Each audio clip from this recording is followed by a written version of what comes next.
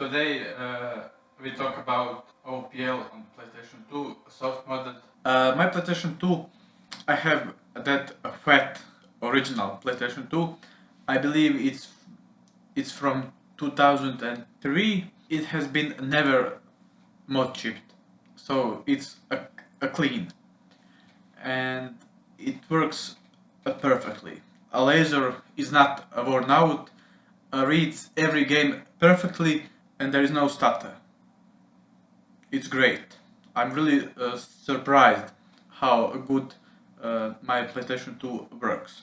I'm not going to mod chip it because there is no point. I want to preserve my fat original launch PlayStation 2 model, so I have one, and if I would need a mod chipped PlayStation 2, I'm going to buy it from eBay.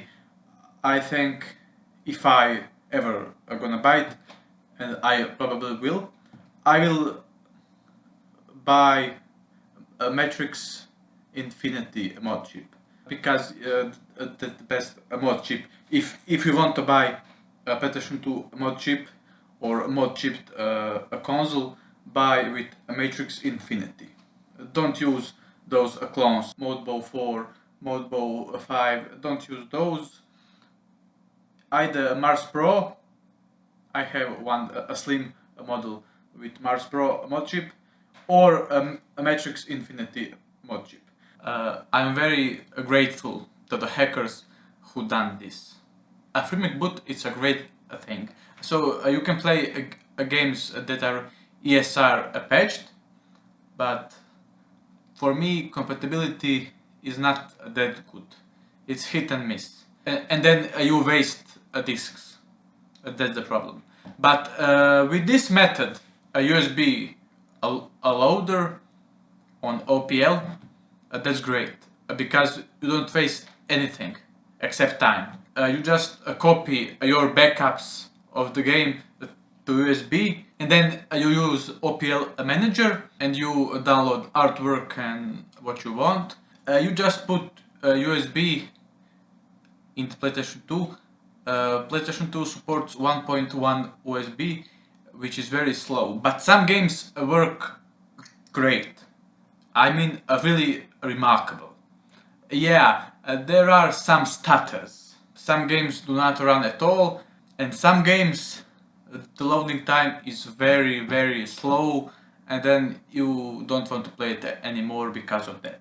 The thing is, we live in the world of video games where we are accustomed not to wait. Everything, it's on hard drive, and then you just click it, and then use a disk as a key to play a game on a PlayStation 4 or Xbox One.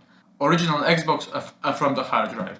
GameCube SD card on the Wii, or Swiss for the GameCube. Wii, you can play games of SD card, and it's not run that well, but you can play games from external hard drive.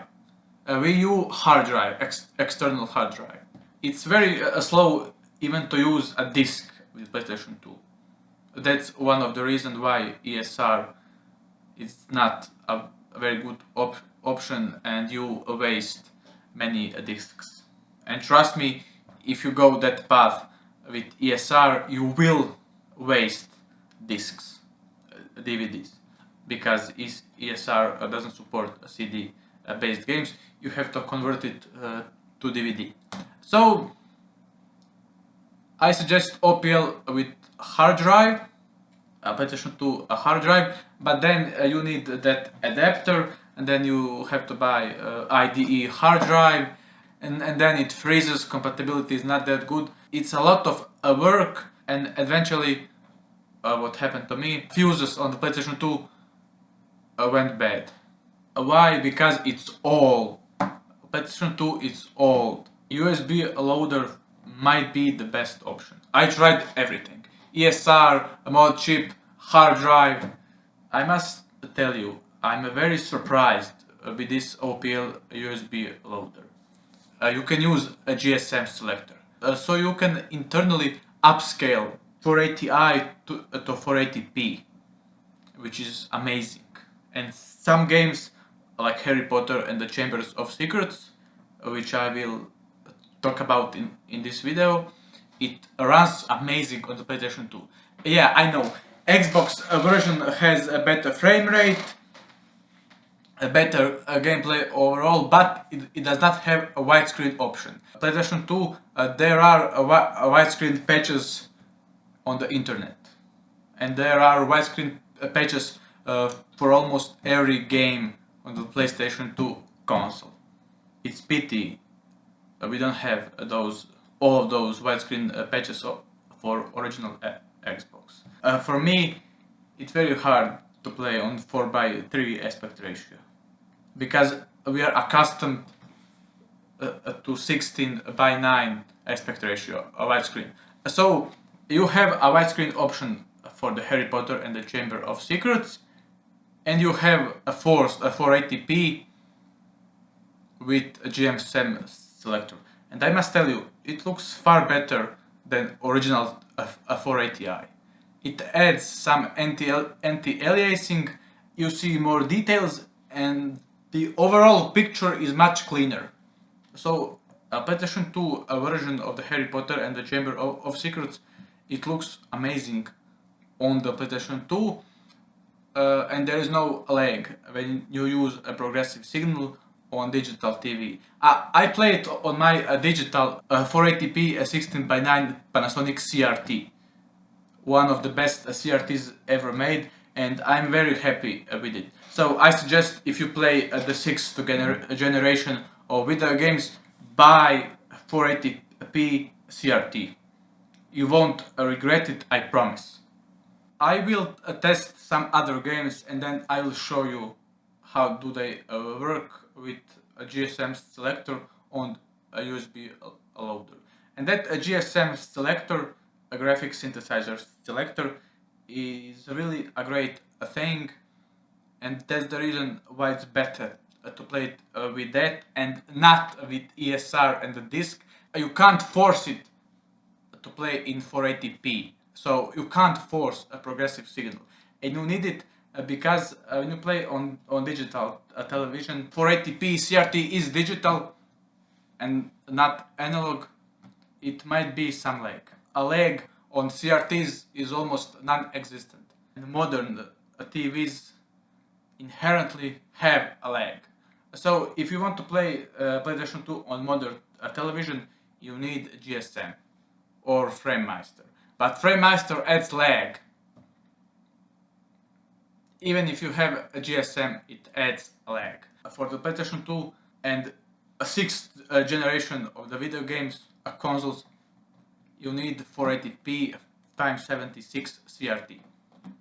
So this is 480p 60 Hz on PlayStation 2 with component cables, and I must tell you, it looks great and it runs great. There are times when it is at 30 FPS, but it's between 20 and 30. So if you want a better frame rate, play the Xbox version. A copy of my audio Monsters by Gilroy Lockhart. But if you want a widescreen and a forced 480p with no lag, this is the best version for me, because we are used to widescreen. It's very hard nowadays to play on 4:3 aspect ratio. I just want to say one thing. I saw this on all of games. When you force a progressive scan signal, so when you force it over GSM, you can't center screen anymore. So I suggest you center your screen as you want before a GSM. When you turn on progressive scan signals, AG signals, save it and then turn on progressive scan signal.